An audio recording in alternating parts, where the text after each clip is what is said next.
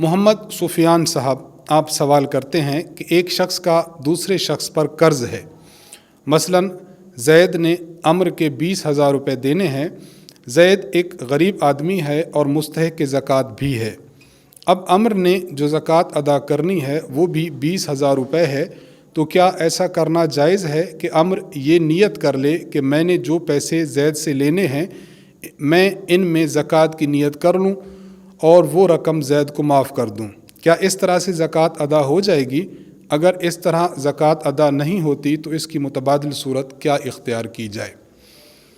سوال کا خلاصہ یہ ہے کہ دو شخص ہیں، ایک کا نام ہے زید اور ایک کا نام ہے عمر۔ عمر کے پیسے زید کے ذمہ ہیں۔ اب عمر یہ چاہتا ہے کہ میں اس سے پیسے واپس نہ لوں بلکہ زکوٰۃ کی نیت کر کے یہ پیسے کسی کے پاس رہنے دوں، تو کیا عمر کی زکوٰۃ ادا ہو جائے گی یا نہیں؟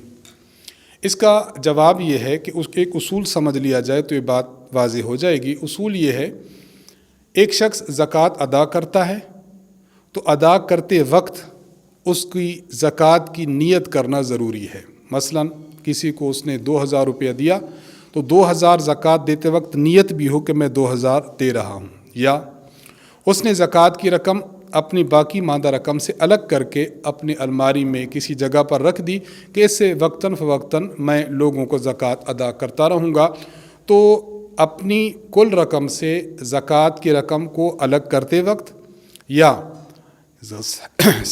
ایسا شخص جو زکوٰۃ کا مستحق ہے اس کو زکوٰۃ دیتے وقت نیت زکوٰۃ کا ہونا ضروری ہے۔ اب اس اصول کی روشنی میں ہم دیکھتے ہیں کہ عمر نے جو زید سے پیسے لینے تھے اور اب نیت کر رہا ہے، تو نیت اب کر رہا ہے لیکن ادائیگی پہلے ہو چکی ہے، اس لیے عمر کی نیت معتبر نہیں ہوگی۔ اگر اس نے نیت کر بھی لی زکوٰۃ ادا کرنے کی تو عمر کی زکوٰۃ ادا نہیں ہوگی۔ اس کی متبادل صورت یہ اختیار کی جا سکتی ہے کہ عمر ایسا کرے کہ زید کو 20,000 روپیہ نقداً دے دے کہ یہ لو بھائی، یہ آپ کی ہدیہ ہے، اس کو زکوٰۃ کا نام دے، جو بھی نام دے، زکوٰۃ کی نیت کرے اور نیت کے ساتھ یہ رقم زید کو ادا کر دے۔ اب اس کی زکوٰۃ ادا ہو جائے گی، اور اسی وقت اس زید سے پھر اپنے جو اس کا قرض تھا وہ واپس اس کا تقاضا کر کے قرض کی رقم اس سے واپس لے لے، تو یوں قرض بھی ادا ہو جائے گا اور اس شخص کی زکوٰۃ بھی ادا ہو جائے گی۔ دوسرا طریقہ جو علماء کرام نے عام طور پر اختیار کرنے کا حکم فرمایا ہے وہ یہ ہے کہ مثلاً یہ عمر ہے، یہ زید ہے، اور اس کے ساتھ ایک اور آدمی ہو جائے بکر۔ زید کو چاہیے کہ زید بکر سے 20,000 روپیہ قرضہ لے اور عمر کو دے دے کہ میں آپ سے جو قرضہ لیا تھا، آپ کے جو پیسے دینے تھے، یہ وہ رقم ہے۔ عمر ان پیسوں کو لے لے۔ اب عمر اپنی جو زکوٰۃ ہے وہ اس زید کو دے دے۔